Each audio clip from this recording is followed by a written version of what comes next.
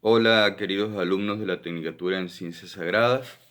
Una vez más volvemos a encontrarnos, esta vez para compartir algo relacionado con la materia del año pasado. El año pasado estuvimos viendo Historia de la Iglesia Universal. Ahora vamos a detenernos en lo que es la evangelización de Latinoamérica y Argentina. Veremos hasta dónde llegamos a lo largo del espacio que tendremos, ¿no?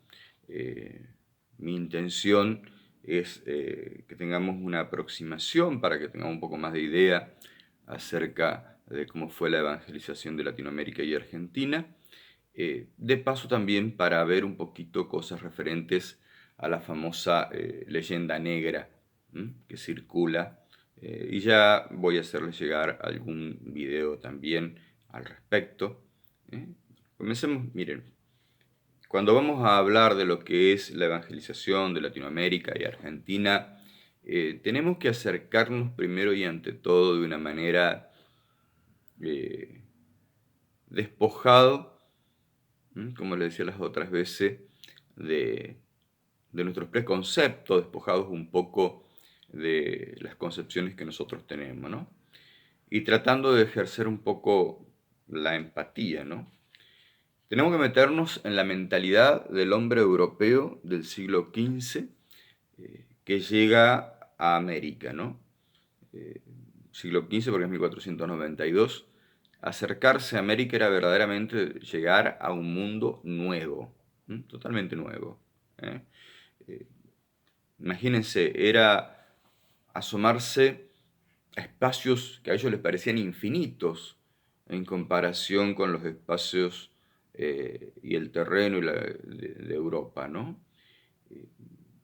El hombre europeo que se asoma y llega a América hacia el siglo XV, fines del siglo XV, es el hombre, la cultura europea que se desarrolló en torno al mar Mediterráneo. Europa, un poquito de norte de África, Medio Oriente y no mucho más, ¿no es cierto? Una serie de culturas que habían estado muy relacionadas e interactuando unas con otras, muchas veces en guerra, pero también muchas veces mestizándose, ¿no es cierto? Como fue el efecto durante miles de años del Imperio Romano, ¿no? Entonces era asomarse a espacios de una vastedad increíble, una geografía inusitada, eh, la exuberancia de la vegetación. Fíjense que a ellos los hizo pensar que se aproximaban al Edén, a la tierra prometida, perdón, al paraíso terrenal, ¿no? La exuberancia de la vegetación y las aves y esto y el otro, ¿no? También tenemos que pensar de que se acerca a una complejidad de lenguas increíbles, se encuentran desde imperios muy bien organizados hasta culturas muy primitivas en algunas tribus. Bueno, cuando Colón llega a América, eh, pensando que había llegado a las Indias, eh, hace lo que llamamos, entre comillas, el descubrimiento, que en realidad es el inicio de un periodo de colonización y que tenía que ser Colón el primer colonizador. Sin embargo, la historia lo juzga como un mejor navegante y colonizador, ¿no? Porque el segundo y tercer viaje que hizo como el colonizador de América no fue muy afortunado, ¿no? ¿Eh? Fíjense, el 12 de octubre de 1492 Colón llega a costas americanas, ¿no? A islas. ¿eh? Para el 3 de mayo de 1493, el Papa Alejandro VI ya había dado la bula Intracatera 1 y 2. Eh, no nos olvidemos que este papa era un papa de los papas Borgia y que era de origen español, por eso era casi que de cuajo que favoreciera a España. A raíz de este descubrimiento de América, esta llegada a América, se va a armar todo un reavivamiento de viejos litigios entre España y Portugal. ¿Mm? Bueno, el Papa les decía, Alejandro VI da las bulas Intercatera 1 y 2, en las cuales a 100 leguas de las Islas Azores otorga a la corona española el deber de evangelizar las tierras descubiertas. Y uno puede decir, a ver, pero ¿y por qué el Papa da esto, no? Y porque tenemos que tener en cuenta lo que vimos el año pasado, de que estaba vigente la teoría de las dos espadas. Entonces el Papa tenía esta potestad de hasta distribuir las tierras, ¿no? Y en esta potestad también de distribuir las tierras estaba también a veces eh, convocar la guerra contra los infieles. ¿Se acuerdan todo lo que vimos durante todo el tema de las cruzadas, enfrentar al Islam? Bueno, desde esa concepción hay que entender esa línea divisoria que establece el Papa de 100 leguas desde las Islas Azores para la evangelización, ¿no? Estos litigios que se generaron entre España y Portugal reavivaron también viejas cosas que estaban guardadas en el tintero, ¿no? Ahí que habían quedado un poco pendiente, que era lo referente a la licitud de la violencia entre cristianos, siendo la religión del amor al prójimo, y también la cuestión de la esclavitud. Respecto a la licitud de la violencia, hemos de decir que, a ver, el cristianismo la justificó a la violencia y la guerra siempre que fuera contra el infiel, contra aquel que estaba siendo una amenaza para el cristianismo. Acuérdense que esa es la razón de ser de las cruzadas, ¿no? Armarse y usar la violencia para defenderse del Islam que se les estaba viniendo encima de Europa, que estaba siendo como una especie de tenaza gigante, ¿no? Bueno, entonces, ante el continente americano, que era algo distinto, se suscitaron discusiones, ¿no? Bueno, si era lícita la violencia, ¿m? Sí o no, fue toda una serie de discusiones, ¿no? Eh, ¿Cuál era la justificación para hacer violencia en la colonización de América, ¿no? Y referente a la esclavitud, tenemos que decir de que eh, la iglesia hacía ya tiempo que había declarado de que la esclavitud era aceptada solamente con los prisioneros de guerra y aquellos que no se quisieran convertir al cristianismo. Sin embargo, en América se va a plantear la cuestión referente a los naturales de América, ¿no? A los aborígenes. Y ahí es donde el problema que se dio y que terminó siendo, de hecho, no en teoría, pero sí de hecho, en algunos casos, cuestiones de esclavitud, fue en las encomiendas, que ya vamos a, a desarrollar más adelante, ¿no? Eh, pero sin embargo, como la corona española prontamente declaró que los naturales de estas tierras eran ciudadanos españoles, no los podía someter a la esclavitud. Entonces eso hizo que los colonos prontamente empezaran a importar esclavos negros de África, que era una importación que se va a hacer casi de manera de contrabando, y especialmente a países que no estaban bajo la dominación de la corona española, ¿no? Eh, en esto hay que decir el papel importante que jugaron los reyes llamados católicos, porque el mismo Colón tenía una mentalidad esclavista. Sin embargo, Isabel la Católica fue la que se plantó fuerte en este tema, ¿no? Cuando Colón llega a América, en el viaje de regreso se lleva un montón de aborígenes, cientos de ellos, para mostrarlos en Europa y todo eso, ¿no? Y sin embargo, ahí fue donde Isabel la Católica se puso firme y dijo que esos eran súbditos suyos y que por lo tanto inmediatamente se los ponga en libertad, y así sucedió, ¿no? Imagínense esto de asomarse a este mundo nuevo. En la iglesia también fue un boom, porque imagínense, había que agarrar y sacar misioneros hasta de donde no había para evangelizar estas tierras, ¿no? ¿Eh?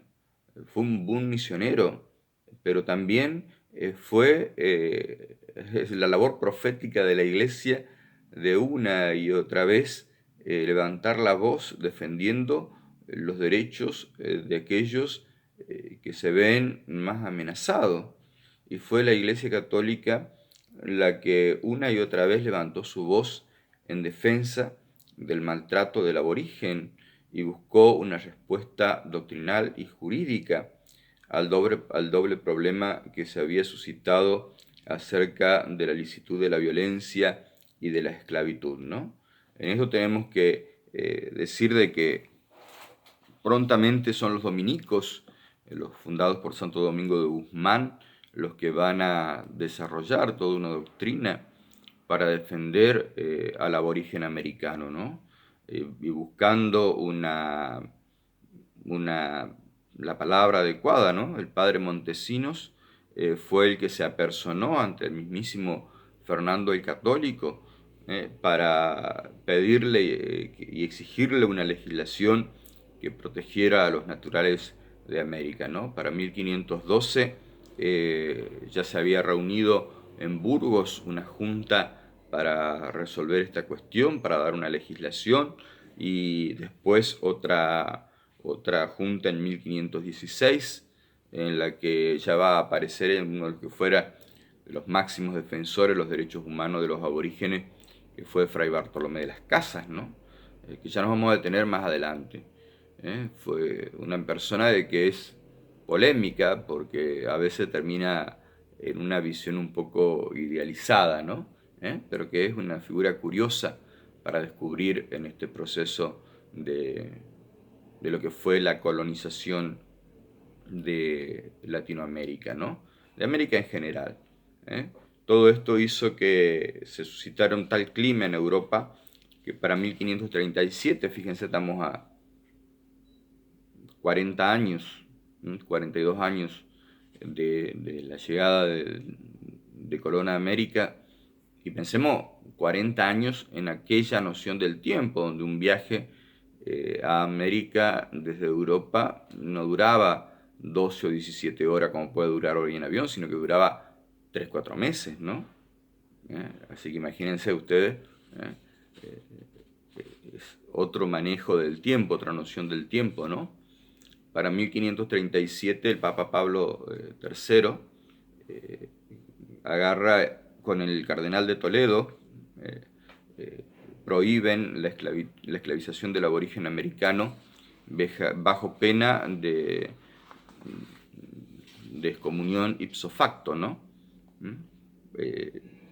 Y eso hay que decirlo también, se ganó la malquerencia no solo de la corona de España, porque decía cómo puede ser que el Papa y un obispo tuvieran más autoridad y como que querían pasar por encima de la corona de España, pero realmente tenían que hacerlo, lo hicieron y se ganaron la antipatía de un montón de gente que veía, bueno, decía, a ver, acá es la oportunidad de hacernos con dinero, de hacernos con poder, de hacernos con un montón de cosas, ¿no?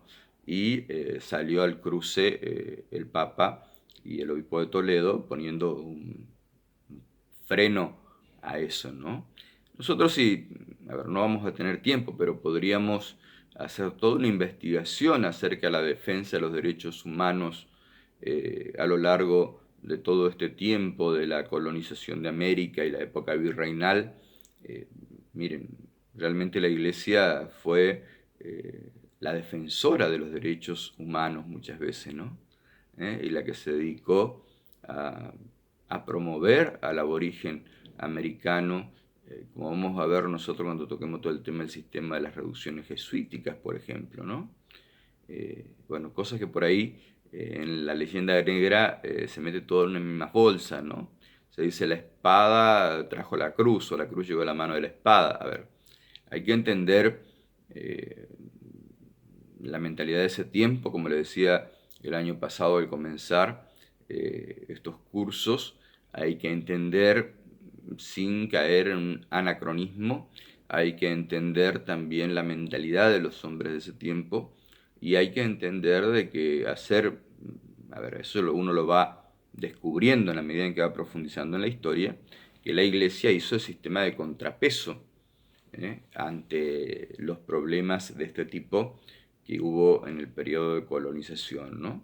Eh, el padre del derecho universal y de la doctrina que tendrá una fuerte influencia más tarde en los procesos de independización de América, que fue un gran teólogo y un gran jurista, el padre Vitoria, que también es dominico.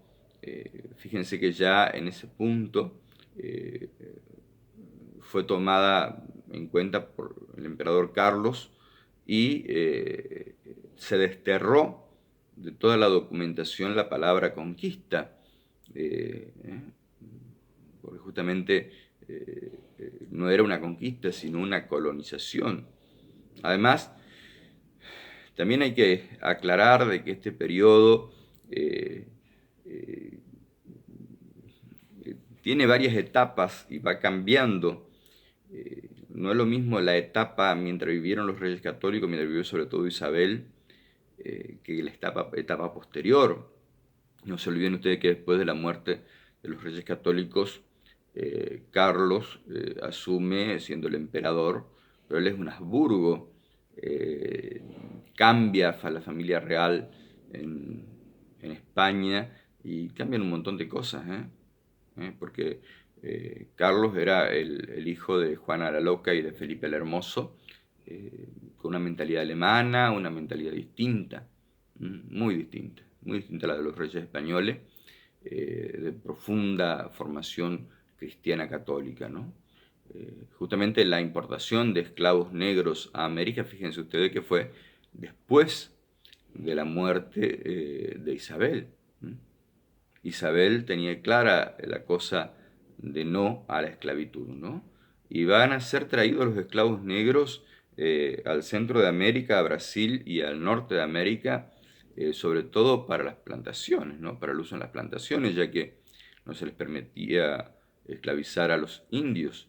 Sin embargo, en Sudamérica y en lo que va a ser nuestra nuestro territorio, después de lo que hoy es Argentina y toda esta parte, el negro era más bien un objeto de lujo, era una propiedad de uso doméstico, ¿no? Eh, Más bien era un exótico artículo de lujo, ¿no? Lamentablemente, que lo tenían las familias más acomodadas. Eh, Sin duda que la esclavitud en sus distintas formas, muchas veces aunque no hayan sido autorizadas jurídicamente, pero sí sucedieron de hecho, es la parte más negra de la colonización de América por parte de Europa, ¿no? Eh,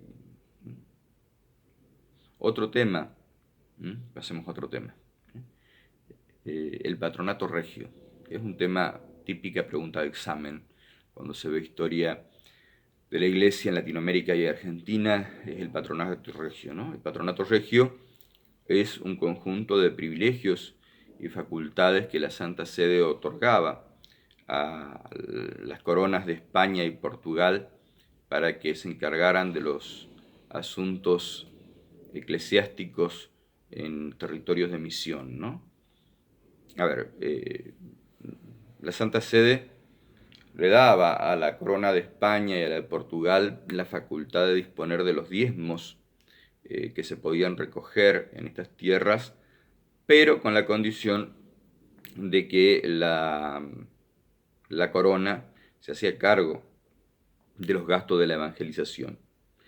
Luego, las sucesivas coronas, las sucesivos reyes, le pusieron un poco al Papa y decían, bueno, a ver, ok, perfecto, pero déjanos decir algo manejar algo a la hora de elegir los obispos, ¿no?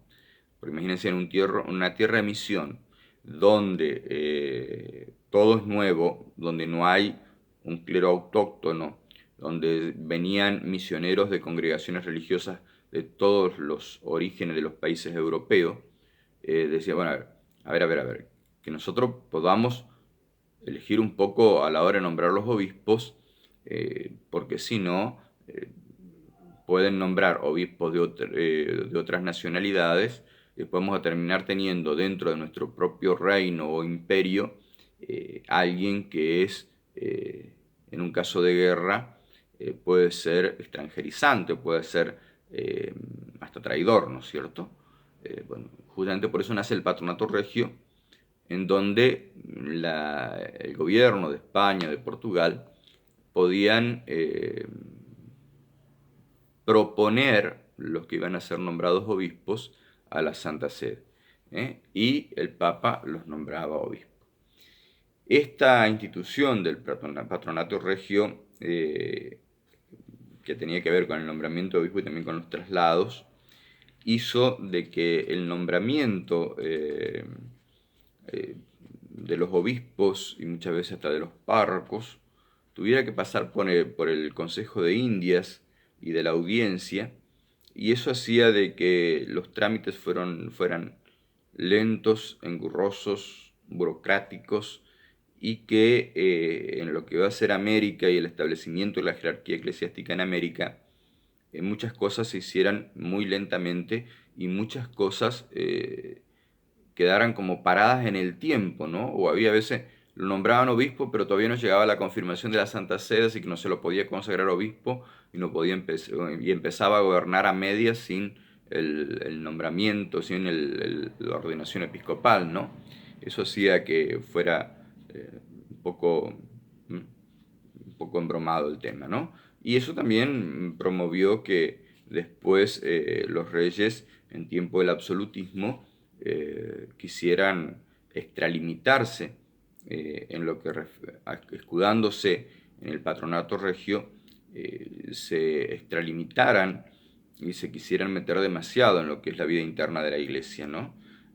Bueno, ustedes saben que el absolutismo llevó al despotismo, ¿no? Que muchas veces los reyes querían meter a sus hijos, a los hijos segundones, y nombrarlos a su gusto, en distintos cargos eclesiásticos, ¿no? Bueno, eso fue un problema que nosotros lo heredamos como nación argentina, porque esta figura del patronato regio después pasa a muchas de las constituciones de América. Y eso es lo que por ahí nosotros escuchamos de que antes tenían que pasar los pliegos de los que iban a ser nombrados obispos por el Congreso de la Nación, ¿no? Bueno, eso en nuestro país se terminó de solucionar en 1966. Estamos hablando del origen de una institución que llegó a nuestros días, ¿no? Por otro lado, también hubo otras cuestiones relacionadas con el compromiso, podríamos decir, que tenía la corona de la evangelización, ¿no? Porque, por ejemplo, era a la fuerza, prácticamente a los religiosos, mandarlo a la misión, más allá de lo que tu superior decía o etcétera. El rey decía, bueno, que yo tal congregación tiene que mandar tantos misioneros y no sabía de dónde sacaba, pero tenía que mandarlos, ¿no? Eh, las leyes de ese tiempo hay que entenderlas en esa mentalidad, y hay que estudiarlas mucho, ¿no?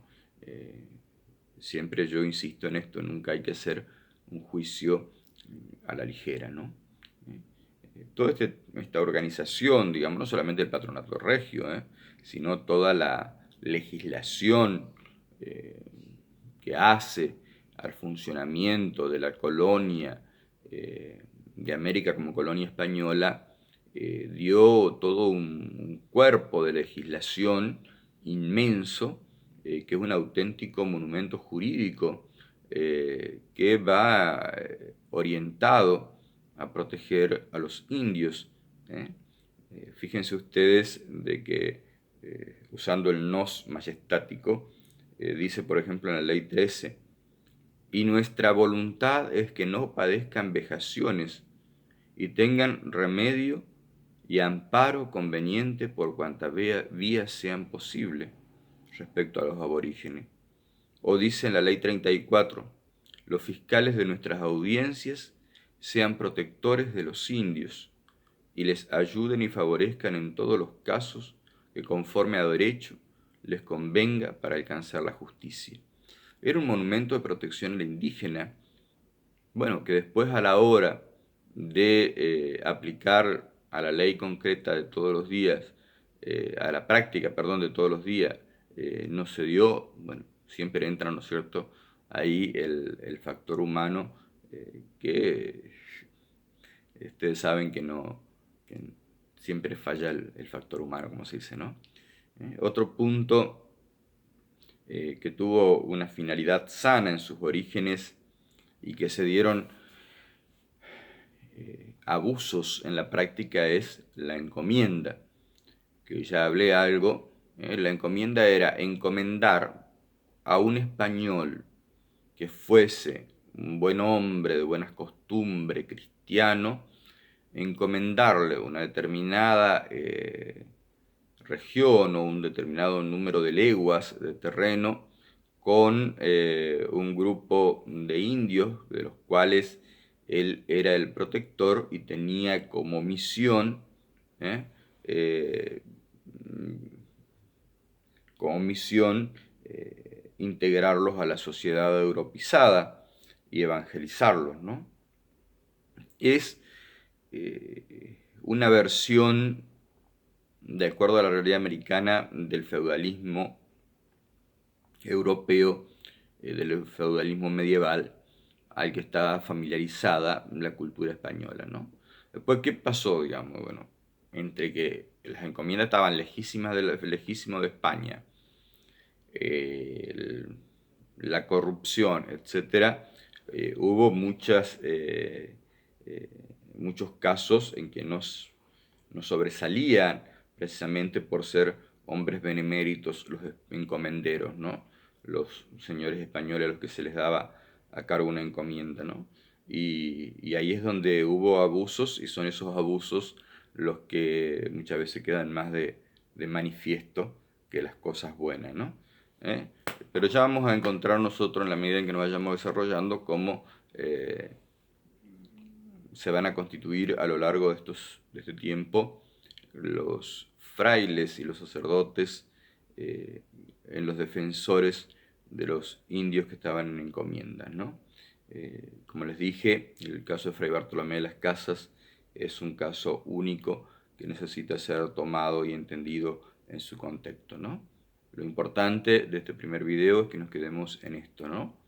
Para entender la colonización de América tenemos que entender la mentalidad feudalista, tenemos que entender esa mentalidad del feudalismo del medioevo, tenemos que entender una profunda sed de evangelización, tenemos que entender que hay una fuerte impronta de la Iglesia, en la que la Iglesia fue de la mano en muchas cosas, pero que sin embargo en muchas cosas también terminó siendo usada y en muchas cosas sirvió de contrapeso para evitar abusos mayores y para detener otros abusos y lograr que se salvaran en un mínimo los derechos humanos, ¿no? Tenemos que entender, perdón, una cosa, ¿no? Con muchos errores, con muchas falencias, por lo menos al menos desde nuestra perspectiva, desde nuestra mirada, avanzó la evangelización de América de la mano de la corona española. Con muchos errores, pero también gracias a eso fue que avanzó rápidamente, ¿no? La evangelización mucho le debe venir de la mano de la corona española, pero sin embargo en eso muchas veces terminó manchándose la obra de la Iglesia a causa de los malos o de los corruptos españoles que venían a América con unas ansias inusitadas de hacer fama y riqueza, ¿no? También hay que decir que no todos fueron malos, ¿eh? Siempre sobresale lo malo, ¿eh? El ojo crítico siempre busca lo malo donde hay algo para criticar y dejamos de lado lo bueno, ¿no? Lo bueno de este espacio es que podamos ir viendo, no es hacer una apología ciega, sino ir descubriendo de que, a ver, las cosas van entremezcladas y como decimos vulgarmente, Dios escribe derecho en renglones torcidos y por eso vamos a tratar de descubrir la acción del Espíritu en estas cosas y a lo largo también de la evangelización de América. eh, Podría haber sido de otra manera y bueno, y sin embargo, si nosotros miramos la providencia y miramos de fe, Dios quiso que fuera de esta manera, que después falló el factor humano y los hombres no fueron fieles a la legislación y al mandato,